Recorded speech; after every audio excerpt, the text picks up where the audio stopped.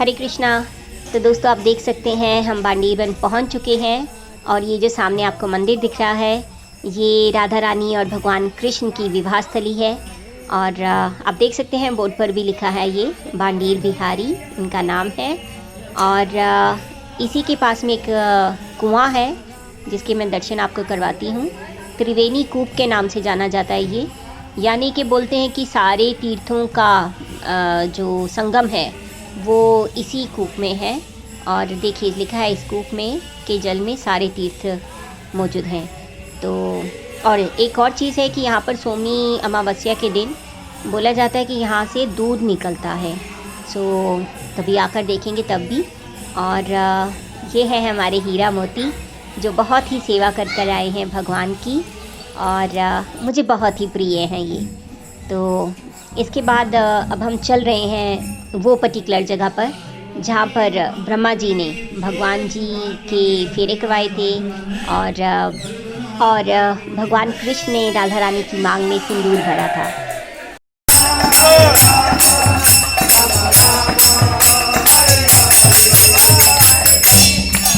तो बहुत बहुत धन्यवाद आप सभी का।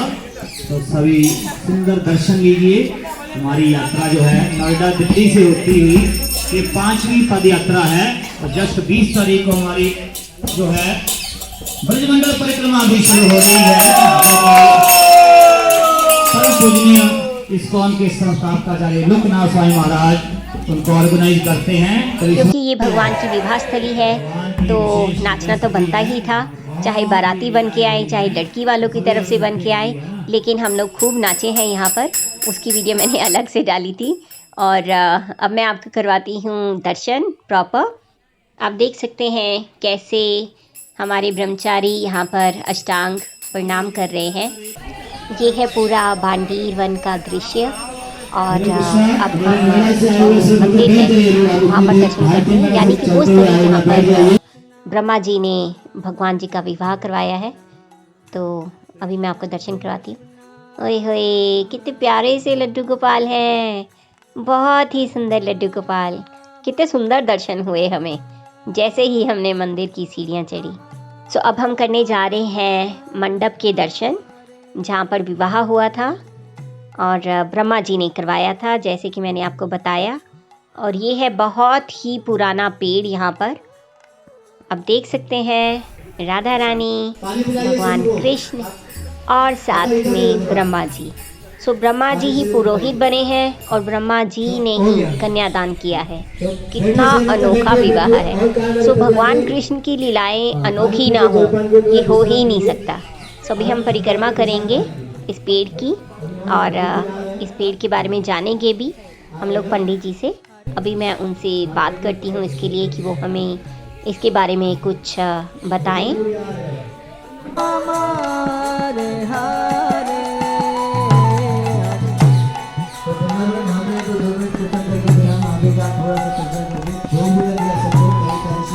तो अभी हमें पंडित जी बताएंगे इस स्थान का महत्व। हरे कृष्णा पंडित जी। हरे कृष्णा। हाँ जी पंडित जी बताइए। राधे राधे। जैसे शादी हुई है राधा कृष्ण की तो यहाँ मंडप वेदी बना हुआ नेचुरल। जैसे मंडप वेदी बनता है 4 पिलर बनाई जो शादी हुई है तो यहाँ मंडप वेदी बना हुआ है नेचुरल। तो मंडप वेदी स्वतः ही पैदा प्रकट हुआ था यहाँ। तो मंडप वेदी बना हुआ है। देखो 1 2 3 और 1 4 ऐसे 4 पिलर बनाए जाते हैं। ऐसे 4 पेड़ में नेचुरल मंडप वेदी बना हुआ है। और जैसे गांठ जोड़ी जाती है बर्तन की ऐसे गठबंधन भी है नेचुरल इस वट में। और लड़के के कंधे से होता है ऐसे कृष्ण के कंधे से है और आदमी लेडीज के बगल से होता है ना तो बगल से है। और इस वृक्ष में एक और भाव मिलता है, एक श्यामवर्ण है, एक गौरवर्ण है, एक काला एक गोरा है। इस वृक्ष में एक और भाव हरि बोल। और जैसे हस्तलेपा कराते हैं जैसे हस्त मिलन सारी दे देना जल्दी से। और ये ब्रह्मा जी का प्रतीक है जो आचार्य बने और स्वयं श्री जी का कन्यादान भी लिया है। ये प्रमाण मिलता है गर्ग संहिता है, ब्रह्म पुराण है, हरवंश पुराण है, गोपाल चंपू है। इन पुराणों में इनका वर्णन मिलता है शादी का। ये यहाँ शादी हुई है। और वैसे यहाँ ठाकुर जी ने अनेकों लीलाएं की हैं। ठाकुर जैसे शादी में मंडप वेदी बनाया जाता है ऐसे मंडप वेदी है। देखो 1 2 3 और एक 4। हाँ, एक मिनट में जैसे देख 4 लो। पिलर बनाए जाते हैं। हाँ बिल्कुल, 4 पिलर है। 4 पिलर है यहाँ पर। 2, ठीक है, 3 और एक 4। हाँ 4 पिलर है। ठीक है, मंडप जैसे गांठ वेदी, जुड़ जाती है, गांठ लड़का जुड़ लड़की जाती की है। गांठ हाँ, जुड़ हाँ। जाती है। ऐसे गठबंधन है। ये देखिए, ये है गठबंधन। और लड़के के कंधे से होता है, ऐसे कृष्ण के कंधे से है, और लेडीज के बगल से होता है, तो ऐसे बगल। ये देखिए, अद्भुत, इस बिल्कुल वृक्ष में एक और नेचुरल भाव है ये। इस वृक्ष में एक और भाव मिलता है। एक श्याम वर्ण है, एक गौर वर्ण है, एक काला है, एक गोरा है। अद्भुत, एक श्याम वर्ण है और एक गोरे रंग में है। और जैसे हस्तलेवा कराते हैं, हस्त हाँ, हाँ। निमन कराया जाता है, बिल्कुल। पंडित जी हस्त निमन कराते हैं, जैसे हस्त निमन। हाँ, हाँ। ये ब्रह्मा जी का प्रतीक है जो आचार्य बने और हाँ, हाँ। स्वयं जी का कन्यादान भी लिया ठाकुर जी। अच्छा जी, इस पटरखी का लेख भागवत जी में मिलता है। ये कृष्ण के समय में इतना विशाल हुआ करता था कि इसकी शाखाओं पर चढ़कर यमुना जी के आर पार जाने आने का कार्य करते थे। आज देख रहे हो उसका अंश मात्र है ये केवल। ये इतना विशाल हुआ करता था। इसकी 15 किलोमीटर प्रकम हुआ करती थी। ये छारी गाँव बसा हुआ है, इसकी छाँव में बसा हुआ था।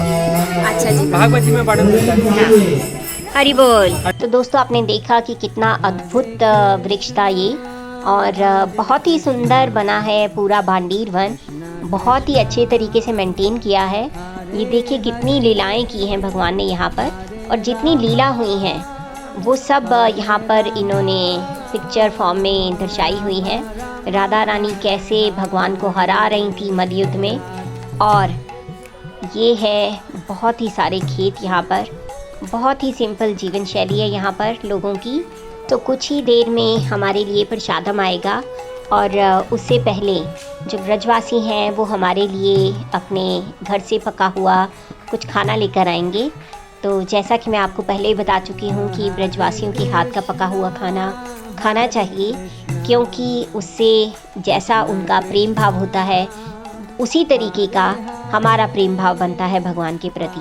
तो इस वक्त मैं आपको थोड़ा सा दिखा देती हूँ पूरा भांडीर वन, किस तरीके से सारी पेंटिंग्स हैं।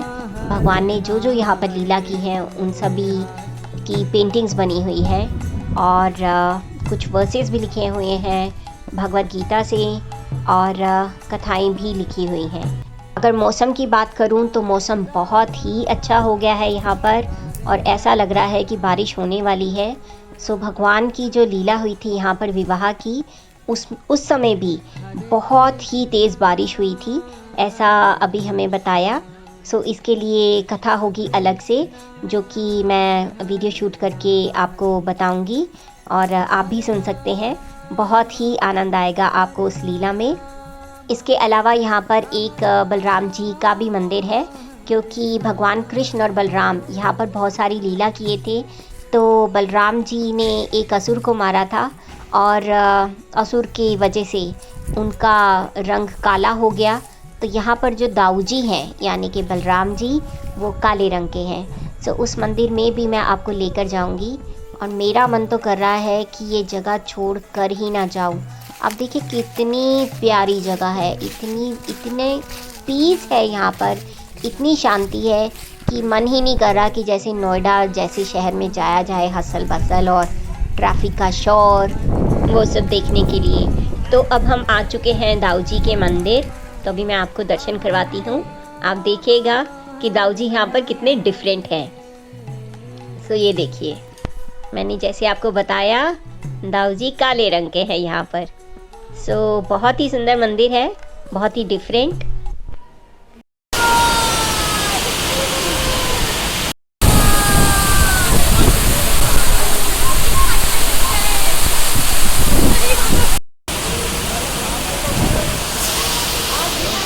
कृष्णा, तो आप देख सकते हैं कितनी ज़्यादा बारिश हुई है भांडीर वन में। हम लोग यहाँ पर बिल्कुल भीग गए। ब्रजवासियों की तरफ से कुछ प्रसाद आया था, वो भी हम पा रहे थे, और बहुत ही ज़्यादा बारिश होने लग गई। लगता है भगवान बहुत ही प्रसन्न है कि आज उनकी कथा हो रही थी उनके विवाह की। तो देख सकते हैं भांडीर वन कितना सुंदर लग रहा है, कितना अच्छा लग रहा है यहाँ पर। बहुत ही अच्छा दृश्य है। काफ़ी भीग चुके हैं हम, लेकिन भीगने के बाद ही हमें इस स्थान का मालूम हुआ कि ये भी पास में है, जहाँ पर हम थोड़ा सा अपना बचाव कर सकते हैं। और अब देख सकते हैं गैया, और अब हम पाएंगे प्रसाद। सो बहुत ही सेवा हो रही है यहाँ पर और बहुत ही आनंद आ रहा है। सो प्रसाद पाते हैं।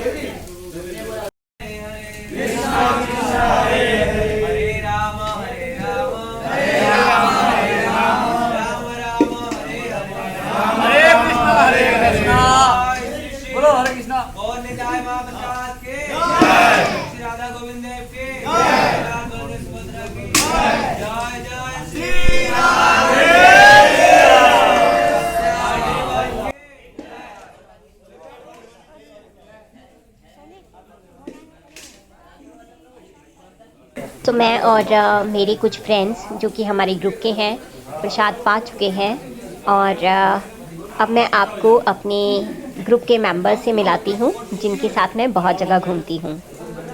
हरे कृष्णा। तो ये हमारे डिवोटीज बहुत पीछे रह गए थे, रास्ता भटक गए थे।